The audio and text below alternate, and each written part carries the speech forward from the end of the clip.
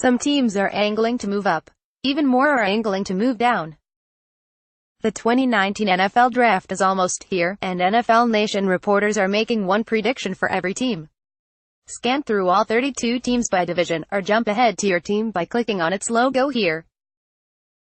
AFC East Buffalo Bills. Good draft depth leads Bills to trade down. General manager Brandon Beane made his mark trading up in the 2018 draft, but circumstances are different in 2019.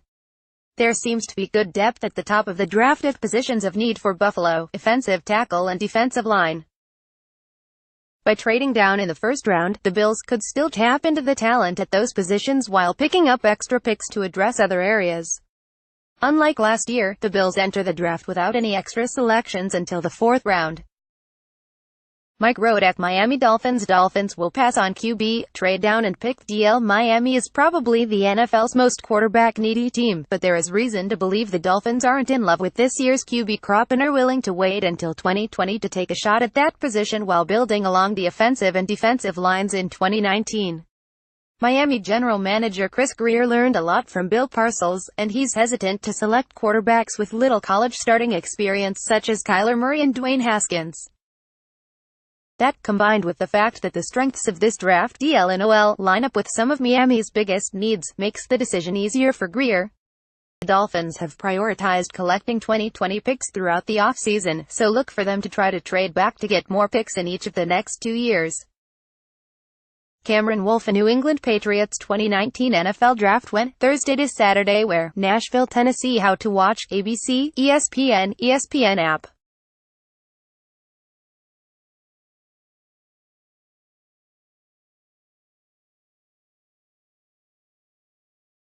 The team has had some notable success by taking multiple players at the same position in a draft, and it makes sense to think receiver is the spot that could happen this year, as it is a top need. Ideally, one of those receivers, such as Georgia's Mecole Hardman, will have punt return experience and thus would fill multiple roles.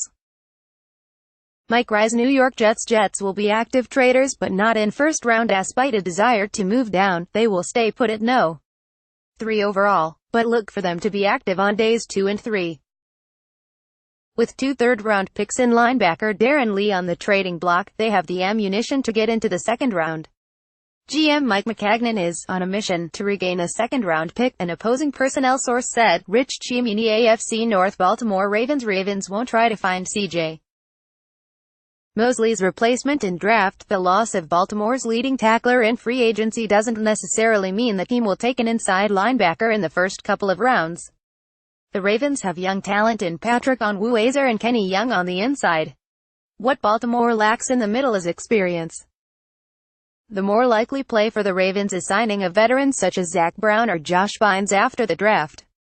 Jamison Hensley. Cincinnati Bengals. Bengals will focus on upgrading both sides of line. While linebacker is the most obvious need, it's unlikely Devin White is going to fall into the Bengals' lap. That means they will look elsewhere instead of reaching for a pick. While the right side of the offensive line still needs help, don't rule out an early defensive lineman either. If the right one is there, that is certainly in play with the 11th overall pick. Catherine Terrell. Play 114 NFL Draft Profile. Ed Oliver. Oliver is a great interior defender with violent hands and elite first-step quickness.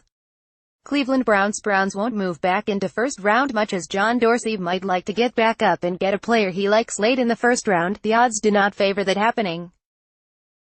The Browns will wind up looking at Odell Beckham Jr. as their first-round pick, and they will take the best player available, likely on defense, with their second-round choice.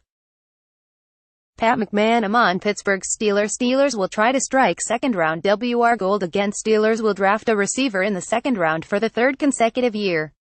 The franchise has had too much success finding receiver talent outside of the first round not to take a swing on day 2. Pittsburgh has the do-it-all playmaker in Juju Smith-Schuster, a still developing deep threat in James Washington, and needs an infusion of open field quickness and speed with Antonio Brown gone. South Carolina's Deebo Samuel could be the ideal fit. Jeremy Fowler. AFC South. Houston Texans. Texans will give Deshaun Watson another target in paper. Houston has a dynamic offense when its receivers can stay healthy. While the Texans have been able to count on star receiver DeAndre Hopkins, wideouts Will Fuller and Keke Coutee have had problems staying on the field. Fuller is still recovering from a torn ACL and Coutie's hamstrings bothered him throughout his rookie season, so Houston will provide quarterback Deshaun Watson some insurance and add another receiver. Sarah Barshop. Indianapolis Colts Draft Academy documents the journey of 6 prospects: Nick Bosa, Marquise Brown, Drew Luck, Tyree Jackson, Jarrett Stidham and Josh Jacobs. Watch on ESPN. Colts will use a second-round pick on a receiver. The Colts signed veteran Devin Funchess in free agency to possibly be the second receiver to go with T.Y. Hilton. Signing Funchess eases the pressure to use their first-round pick on a wideout, but receiver is still a position of need for the Colts, who have 2 second-round picks. Deon Cain will basically be a rookie in 2019 after his real rookie season ended because of a torn ACL in the first preseason game. Darius Fountain, also a rookie in 2018, spent most of the season on the practice squad. Mike Wells. Jacksonville Jaguars will draft 2 tight ends. The team signed Jeff Swaim in free agency, but he had only 26 catches in 10 weeks before a wrist injury ended his 2018 season. The other 2 tight ends on the roster are James O'Shaughnessy and Ben Koyack. That's not exactly a feared group of pass catchers. The Jaguars could take one in the first round, T.J. Hawkinson at number 7, but it's a deep group of tight ends and there will still be good players available if they wait until the middle rounds. Getting help for Nick Foles is a priority. Michael Duraca. Tennessee Titans will attack the middle of the line. Tennessee has been linked to the top centers and guards during the draft process. The Titans have also done extensive homework on a lot of the top interior defensive linemen. Under coach Mike Vrabel, the Titans are focused on establishing a physical presence. Adding beef on the interior on both sides of the ball would be a big step. Turin Davenport. AFC West. Denver Broncos will be forced into taking another tight end. The Broncos have used 3 draft picks in the past 4 years on tight ends: Jeff Hoyerman 2015, Jake Butt 2017, and Troy Fumagalli 2018, and all 3 have missed at least 1 season with injuries. Butt has now missed most of his first 2 NFL seasons after being held out of his rookie season recovering from an ACL tear in his final college game, and then he suffered another ACL tear in 2018.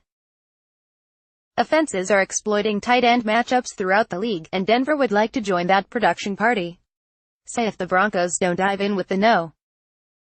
10 pick, and Iowa's T.J. Hawkinson is the only Tay on the board worth that pick. Look for them to take a look later on at prospects such as San Diego State's Kahale Warring, Mississippi's Dawson Knox or Texas A.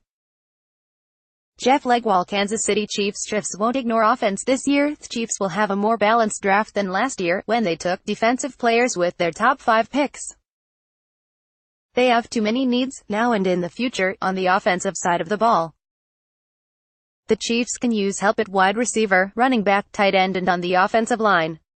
Adam Tyker. Los Angeles Chargers will free up their pass rushers by picking a DTTHE. Bolts have only 3 defensive tackles on the roster: Brandon Mabin, Justin Jones and T.Y. McGill. Say it should be a position they target early in the draft. They need an interior pass rusher with a profile similar to Chris Jones of the Kansas City Chiefs, a player who can push the pocket, helping talented edge rushers Joey Bosa and Melvin Ingram get to the quarterback more consistently. Eric D. Williams. Oakland Raiders will hit their favorite fish and Holy The Raiders will trade back to acquire more picks. The question is when. Because while they do have 4 picks among the top 35 selections, the Raiders are shut out between No.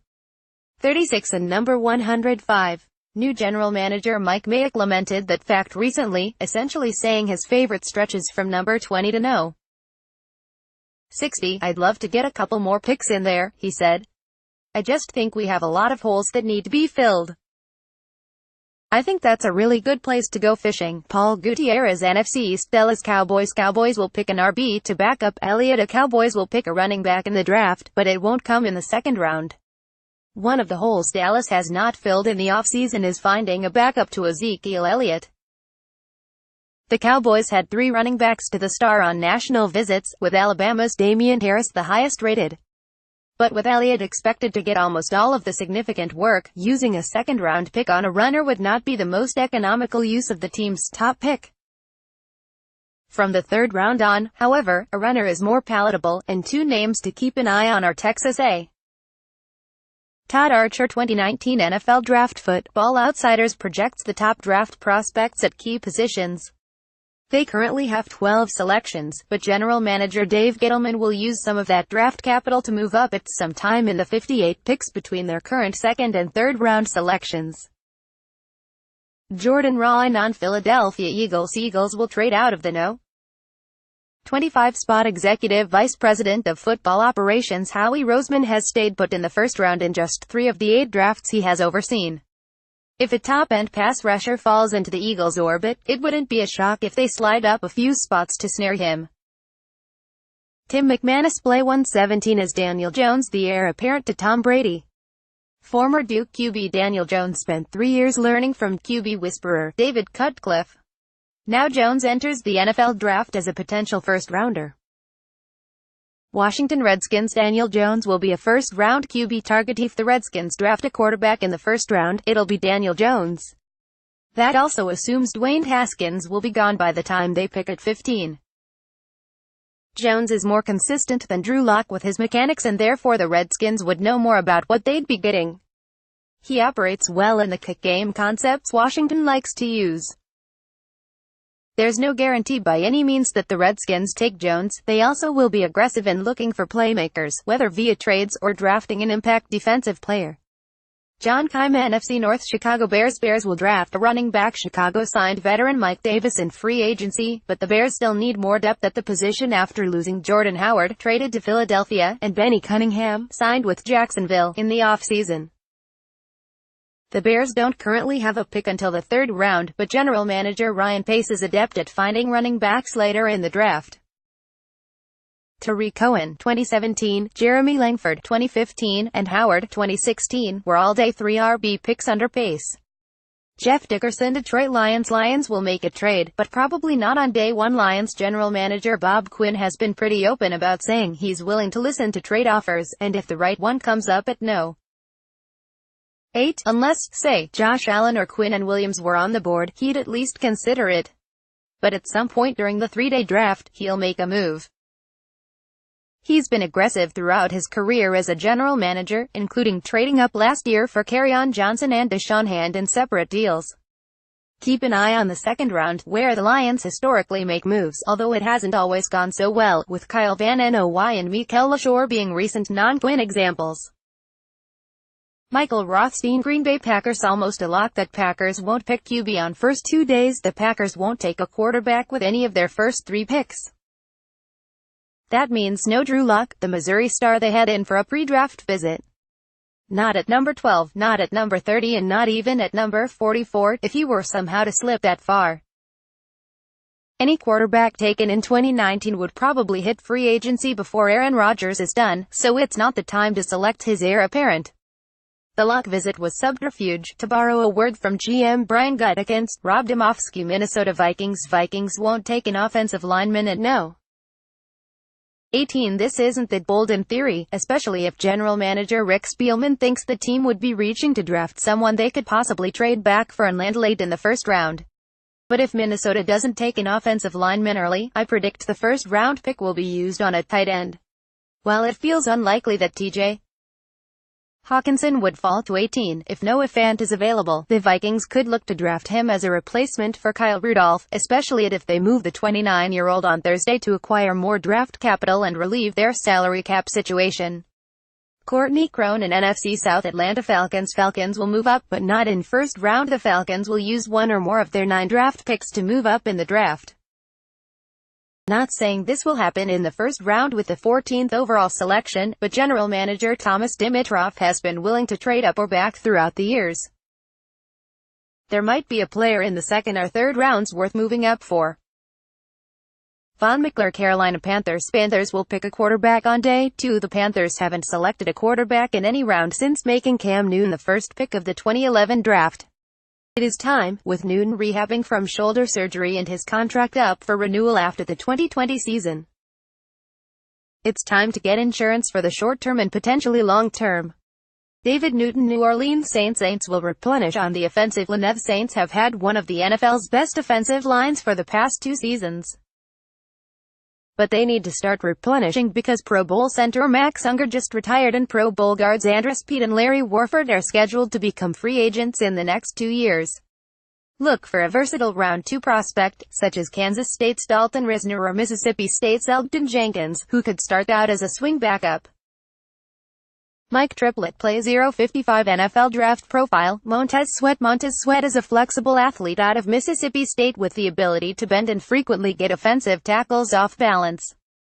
Tampa Bay Buccaneers picks will pick a pass rusher or Lithe Bucks will select a defensive lineman, edge rusher in either of the first 2 rounds, possibly with their first-round pick. The quality of the talent is simply too good to pass up. Gerald McCoy could be finished with the Bucks, and who knows how many more double-digit sack seasons Jason Pierre-Paul can produce. They'll absolutely jump at the chance to grab Quinnen Williams or Josh Allen if either falls to them at no. 5, and they'll strongly consider Ed Oliver, even if Devin White is still on the board. Players such as Montez Sweat, Jeffrey Simmons, Rashawn Gary, Dexter Lawrence and Jalen Ferguson are also options should the Bucks trade down from no. 5 or opt to address the position in round 2. Jenna Lane NFC West Arizona Cardinals won't posit a good offer for no. 1 pick. The Cardinals will try to trade out of the first pick, and just might succeed. If the Cardinals can get what they want for the no. 1 overall selection, I don't think they'll hesitate to make the trade, stockpile picks and try to improve on their 3-13 record with depth. Trading for picks would make sense because Arizona has needs at wide receiver, offensive line, tight end and on the defensive line. Josh Weinfuss Los Angeles Rams will try to add picks to address both Linus. The Rams will attempt to trade down, out of the 31st overall selection, to collect more picks later in the draft. They must find a young offensive lineman who is capable of contributing immediately after losing left guard Roger Saffold in free agency and declining the option on center John Sullivan's contract. They also have a need on the defensive line, with tackle Ndamukong Suh a free agent and unlikely to return, and must find a player also capable of contributing early. Last year, general manager Les Snead showed a knack for trading down and collecting picks as the Rams finished 2018 with 11 selections. They'll start Thursday's draft with 7 picks, but don't be surprised if they add a few more. The Rams also have needs at linebacker and in the secondary. Lindsey Theory San Francisco 49ers will draft a receiver on day 2. The Niners missed on a trade for Odell Beckham Jr. and followed by signing veteran Jordan Matthews, but they still have serious work to do at wideout. In 2018, Niners receivers combined for 152 receptions, 28th in the NFL for 1,990 yards, 29th. This draft is lacking in terms of top receivers, so it's hard to imagine San Francisco taking one in the first round, barring a trade down or 2 from their perch at no. 2. But there appears to be no shortage of options who could be available in the second and third rounds. The 49ers have done their homework on most of the players expected to go in that range, bringing in many of them for pre-draft visits. With pick nos.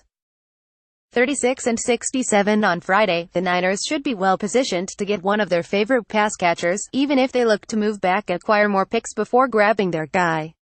Nick Wagoner Seattle Seahawks will take an edge rusher with their first pick. That position went from one of their top needs to by far their top need after they traded Frank Clark, who was their only edge player with double-digit sack ability. It's a good thing this draft is loaded with defensive linemen. The Seahawks could even move back from no. 21 in order to add to their pick total if they believe a blue-chip edge rusher would still be there a few selections later. Either way, there's an excellent chance they address that need in the first round. Brady Henderson.